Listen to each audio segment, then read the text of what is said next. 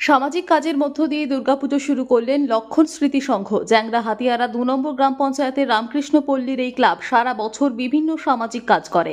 পাশাপাশি দুর্গা উৎসবটাও তারা পাড়ার সকলে মিলে একত্রিত হয়ে পালন করে। মূলত এই পুজোর মূল উদ্যোক্তা তৃণমূল নেতা রূপক সরকার। এই পুজোর উদ্বোধনী অনুষ্ঠানে উপস্থিত ছিলেন রাজারহাট নিউ টাউনের বিধায়ক তাপস চ্যাটার্জি।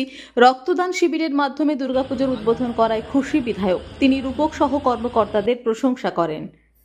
রক্তদান শিবির, সেই রক্তদান শিবির তার করেছেন। ছোট ছোট বাচ্চাদের জামা কাপড় এবং তার সঙ্গে সঙ্গে মা বোনেদের বস্তু নতুন নতুন ভাবনা দিয়ে বিষয়টাকে করেছেন। আমরা মনে করি আমাদের একটা দেশ যেখানে দাঁড়িয়ে একদল মানুষের প্রচুর ক্ষমতা আছে, একদল মানুষের ক্ষমতা নেই।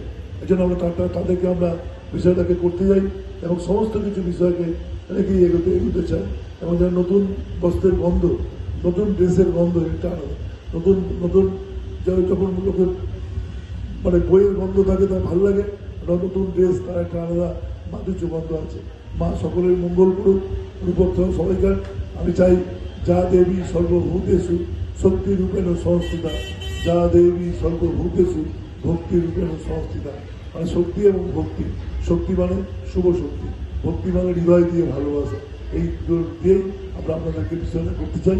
এই অঞ্চলের মানুষ গরিব মানুষ, তাদের কাছে উৎসবের দিনগুলোতে এই পুজো কমিটি এবং রূপক আপনাদের সঙ্গে এগিয়েছেন।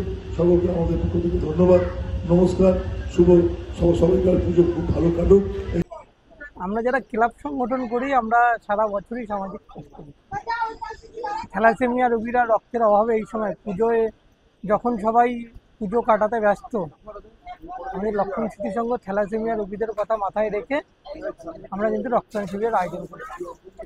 আমাদের যা রক্ত এখান থেকে কালেক্ট হবে আমরা থ্যালাসেমিয়া রোগীদের এই রক্তগুলো কিন্তু তাদেরকে দেব। সামাজিক কাজ ইচ্ছা থাকলেই হয়।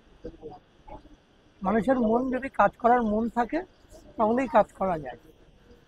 যাদের অল্প সামর্থ্য অল্প সাহায্য করবে মানুষকে, যাদের বেশি সামর্থ্য তারা মানুষকে বেশি সাহায্য করবে। এই চিন্তাভাবনায় মানুষের ভিতর থাকলে আমরা সবাই কিন্তু একে অপরের পরিপূরক হয়ে উঠব। রক্তদান শিবিরে আরও আমরা বিশেষ করে ধন্যবাদ এবং অভিনন্দন জ্ঞাপন করছি আমাদের মুখ্যমন্ত্রী মমতা বন্দ্যোপাধ্যায়কে।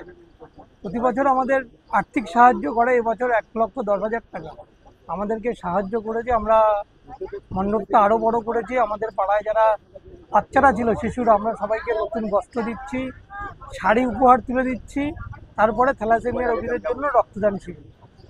আমরা অভিনন্দন জ্ঞাপন করছি মমতা বন্দ্যোপাধ্যায়। এই আর্থিক সাহায্য আমাদের না করলে আমরা কিন্তু এতটা ভাবতে পারতাম না, যেহেতু আমরা আমাদের সীমিত অর্থের মধ্যে দিয়ে আমাদের পুজোটা পরিচালনা করতাম।